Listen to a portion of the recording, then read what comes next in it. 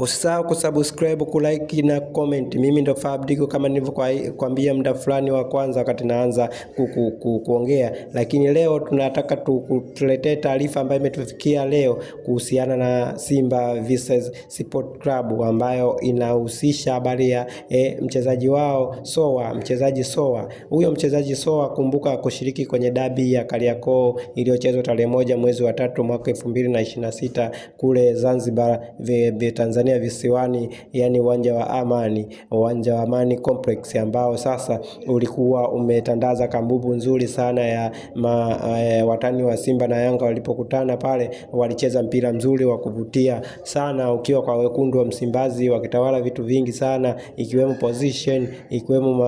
position goli la aliyofunga huyu anajiita mchezaji anajiita Mwalimu Suleiman Mwalimu, na kukataliwa na refa Kibendera kwamba sio goli. Tukiacha hivyo position Simba walikuwa wametawala. Tukiacha hizo shot on target Simba waliongoza na vitu vingi. Simba waliongoza wakiwa wanaongoza zaidi na zaidi, mpaka mashabiki wa Simba sasa hivi kwenye vijuo vyote wanatawala wao, wakisema timu ya Simba imekuja kasi, inacheza mpira ule wanaotaka Simba, mpira sambusa, mpira chocolate. Ni mpira ambao unachezwa na Simba. Wanapiga pasi nyingi, wanapiga mpira wa kasi, wanapiga kitu kikubwa sana, mpaka sisi wenyewe Fabrico TV tunawapa big up sana. Sasa tumeleta habari ya Soa. Hiyo habari inahusu nini? Sikiliza hadi mwisho ili uweze kupata ukweli, maana habari inakuwa mwishoni ndio ukweli wake unakuwepo. Klabu ya Simba Sport Club imemtaka Soa kutoa maelezo ndani ya siku 3 zijazo kufuatia kuendelea kwa kusimamishwa kwake na kutokuwepo kwenye kikosi cha timu ya Simba Football Club. Okay. Uongozi wa klabu unahitaji maelezo kuhusu mambo yafuatayo: kufika kwa kuchelewa kwenye mikutano kadhaa ya timu; 2, kukataa kufanya mazoezi ya ziada top up training; 3, kufika kwa kuchelewa mazoezini; 4, kusafiri kwenda Angola akiwa amevaa jezi ya ASR Benfica badala ya mavazi rasmi ya klabu; 5, kufanya faulo za makusudi zinazoweza kusababisha kadi nyekundu, ikiwemo kwenye mechi dhidi ya Azam Football Club na Esperance Tunis. Umeona, hivyo ndivyo visoma hapo. Hivi ni vitu ambavyo vinamkabili Soa. Lakini pia namalizia kusoma, anasema hatua zaidi zinaweza kuchukuliwa kulingana na majibu atakayowasilisha kwa uongozi wa klabu. Umeona Simba ilivyokuwa na msimamo kwamba timu ya Simba iko vipi, imetoka kuisifia hapo kwenye habari mwanzoni. Anasema ila jamani, nidhamu ni zero kabisa. Kama alivaa jezi namba 3 kwamba ni zero, itakiwa vae jezi namba 0. Hiyo ni comment ya mtu ambaye ni mwandishi wa habari mwenzetu, ambaye ameweza kutoa habari nzuri kama hii na kutoa comment kwamba nidhamu kwa huyu jamaa ambaye anajiita Soa ni zero brain, yani zero kabisa. Yani kwamba hapa sasa, baada ya kusoma hiyo habari, tunakuanza kukufafanulia sisi kama Fabrico TV. Bwana, mchezaji Soa ni mchezaji ambaye anaonekana na utovu wa nidhamu tangia toka Singida Big Star. Alikuwa ni mchezaji mzuri anayecheza, anaweza kufunga, lakini siku zinavyozidi kwenda watu wanamtoa kwenye njia kwamba sio mchezaji wa kumtegemea, kwa sababu ni mchezaji ambaye ana mambo fulani uwanjani ambayo anaweza kuigharimu timu. Anaigharimu timu kivipi? Kwanza, kama hivyo walivyoandika Simba kwamba kufika kwa kuchelewa, alafu vivyo kufanya rafu ambazo hazina maana kwenye akiwa kwenye mechi, kwa sababu yeye ni forward. Hivi kwa nini wewe ukikosa goli uweze kudunda mpira chini? Hivi kwa nini wewe mwenzia akikwaruza kidogo uweze kumrudishia hapo hapo? Ni vitu ambavyo hata ukifikiria nionekana kwamba ana akili kichwani. Mtu akishakwambia una akili, inawezekana kwamba ni shida moja ya kutojitambua. Soa ni mchezaji ambaye ni mkubwa na uwezo wa kufunga magoli, na alikuwa amesajiliwa na Singida Big Star, akawa katika msimu mmoja wa dirisha dogo akafunga magoli 12, na katika mechi zile alizocheza, maana yake Simba walimuona kwa kuvutiwa kwake kwamba ana uwezo kuwa striker mzuri wa Simba, na kila mtu alijua kwamba Soa ni mchezaji ambaye ana uwezo wa kucheza mpira, yani kufunga magoli. Ana uwezo sana wa kumiliki mpira, lakini yeye kazi yake kwa vile ni striker ana uwezo wa kufunga magoli. Lakini tangu aje Simba Football Club hicho kitu hajakionyesha. Amekuwa ni mtu wa kupaniki, ni mtu wa kujiona yeye ni mtu wa kutopokea maelekezo, kwa sababu kama Simba Football Club leo wanasema kufika kwa kuchelewa kwenye mkutano kadhaa ya timu na kukataa kufanya mazoezi ya ziada, yani kufika kwa kuchelewa mazoezini, kusafiri kwenda Angola akiwa amevaa jezi nyingine ya timu nyingine Benfica badala ya mavazi rasmi ya klabu ya Simba, ni utovu wa nidhamu, kwa sababu ukiwa umesajiliwa ukisainishwa mkataba na klabu yoyote, wewe umekuwa icon wa klabu hiyo. Popote unapokuwa, kama ni mtu unaenda kwenye public ya watu, inatakiwa uwe katika mavazi ya klabu husika, maana yake kwamba hata kama we ni fahari, inatakiwa fahari ule uoneshe ukiwa kwenye mavazi ya klabu, ili klabu iendelee kuuza mavazi kupitia wewe, ifanye biashara kupitia wewe, kwa sababu mkataba unaeleza kwamba wanakulipa mshahara na wewe pia unatakiwa uitumikie klabu. Sasa kama unaitumikia klabu alafu vile unavaa mavazi, wewe kama icon wa timu unavaa mavazi ya klabu nyingine, maana yake nini? Ni kitu ambacho ni utovu wa nidhamu kimkataba. Sisi Fabidigo TV tunakiri hilo.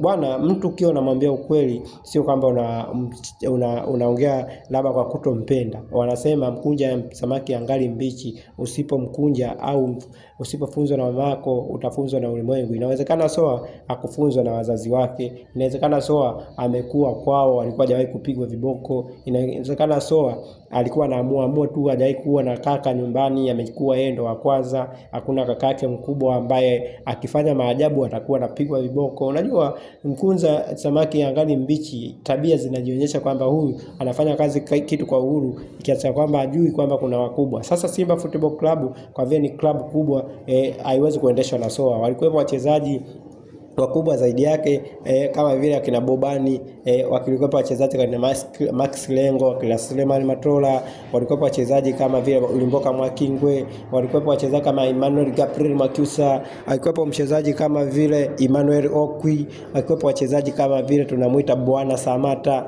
walikuwa wachezaji kama vile tunamuita mchezaji mwingine huyu anaitwa kama sasa hivi tunamuita Chama Mwamba Rusaka, ambaye katika mafanikio ya Simba sasa hivi tunasema yapo mguuni mwa Chama. Alikuwa mchezaji mwingine ambaye mvuta bangi kama yeye, alikuwa anajiita huyu mchezaji huyu kutoka wapi alifariki huyu. Ni mchezaji mzuri sana.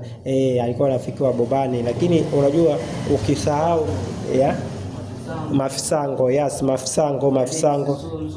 Felix Sunzu, au wachezaji wote wakina Luis Mixon, Juma Kaseja, au kama Kaseja alikuwa ni goalkeeper ambaye anafahamika kwa kupendwa na watu wote Tanzania, wawe wazee, wawe vijana, wawe wamama, kila mtu alikuwa anasema Kaseja. Au Kaseja alikuwa ni mtu mwenye heshima. Alikuwa Bobani, huyu nani juzi tu tumetoka kumtoa huyu, anaitwa John Boko, ni mtu mwenye heshima. Sasa hivi mwenye kazi moto, juzi hapa ametoka kutoka Mzamiru Yasini na tuzo ya kwamba hajawahi kukosea kitu chochote, mpaka anaenda kwenye timu ndogo TRA huko anabarikiwa na Simba, kiasi kwamba akistaafu anaweza kusajiliwa Simba kawa kocha au kiongozi, kama alivyo vile kina Mgosi, wakina Musa Sani Mgosi, wakina Matola. Sasa hivi wanakula bata Simba pale, wanafukuzwa makocha wote, lakini yeye afukuzwe kwa sababu Simba wanakumbuka heshima ya Matola. Umeona? Sasa bwana, unapokuwa unafanya kiburi sio maungwana.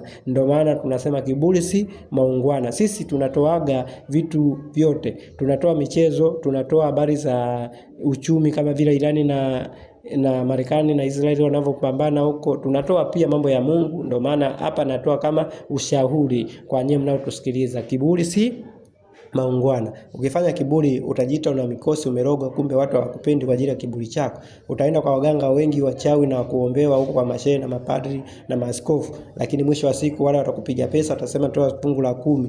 Kumbe wewe umeshindwa kujikagua tabia yako, kwamba una tabia chafu. Hakuna mtu anayependa tabia chafu. Hakuna mtu anayependa tabia chafu. Ukiona mtu anaishi tabia chafu, anawashauriki, huyo huwezi kuishi naye. Kushaurika sio dhambi, kufundishwa sio dhambi. Mwenzio akikwambia umekosea, afikiria kwa nini amekwambia. Hata kama una hasira, kesho rudi tena sema mwanangu, kweli nilikuelewa. Sasa sisi tunamwambia Soa kwa comment yetu, kama ataendelea hivi kiwango chake kitaisha, kwa sababu tena Simba ni timu mbaya sana. Kwa sababu Simba ikikuacha kwa dharau, kama haijakubariki, yani huwezi kufanikiwa kule uendako. Labda nikutajia wachezaji ambao waliwahi kuondoka Simba kwa fujo. Alikuwepo Singano Messi, Ramazani Singano Messi, alipewa jina Singano Messi. Yule mchezaji wa 2012 aliwika sana kipindi kile ametoka kupandishwa kwenye kikosi B kutoka Matola, kikosi cha Matola kile. Ilikuwepo wakina Singano Messi, akina Chanongo, akina Mkude, Ndemla, huyo jamaa anajitajibu na wachezaji wengine. Hao wachezaji wote walivyopandishwa fulani walifanikiwa, kama kina Ndemla, kina Mkude kwa ajili ya heshima, lakini Singano Messi alipata sifa ya kuitwa Messi, lakini akapata kiburi na kuidharau Simba. Mpaka hivyo nakwambia Singano Messi anachunga ng'ombe wapi wala fahamiki. Umeelewa? Sasa kuna kitu kinaitwa heshima. Bora uitwe mpumbavu, lakini unaheshimu pale unapokula ili uweze kupata mafanikio zaidi. Maana heshima inaficha mafanikio ndani yake. Kwa sababu ukiona heshima kitakufanya wewe uendelee kupewa na ya uvunguni yale yaliyojificha kwa yule mtu ambaye upo naye, au kwa bosi upo naye, au kwa klabu, taasisi ulionayo. Sasa bwana Soa yeye amefika kwenye klabu ya Simba, ni timu kubwa, yeye anailetea kiburi. Anailetea kiburi klabu ambaye ni ya 5 ya 6, ambaye ni taasisi, ambaye hata Mode uje akizingua hawamtaki. Wanasema anakuja mwingine. Wewe ni mchezaji unasema unaenda Yanga. Wangapi wameenda Yanga wamefeli? Labda tukutajie wachezaji ambao wamefeli waliotoka Simba wameenda Yanga. Anaitwa mchezaji Chama, mwenyewe alienda Yanga akafeli. Amerudi Simba sasa hivi anacheza mpira mzuri. Umeelewa? Alikuwepo mchezaji ambao wamefeli aliotoka Simba. Alikuwepo mchezaji wa Simba huyu mchezaji kutoka Kongo, Fuadi. Alikuwa anaitwa nani? Bareke akaenda pale kujifanya na ikomoa Simba akafeli. Sasa hivi yuko kwenye vitimu vidogo. Alikuwepo mtu aliondoka kwa dharau, Tambwe. Bora alienda Simba, Yanga kidogo Tambwe alicheza vizuri, akawa anafunga magoli vile vile. Alikuwepo mchezaji huyu Inonga, kaondoka kwa dharau Simba, kaenda Farabati huko, kaenda kwenye Debe. Sasa hivi anachezea timu ndogo huko. Umeona?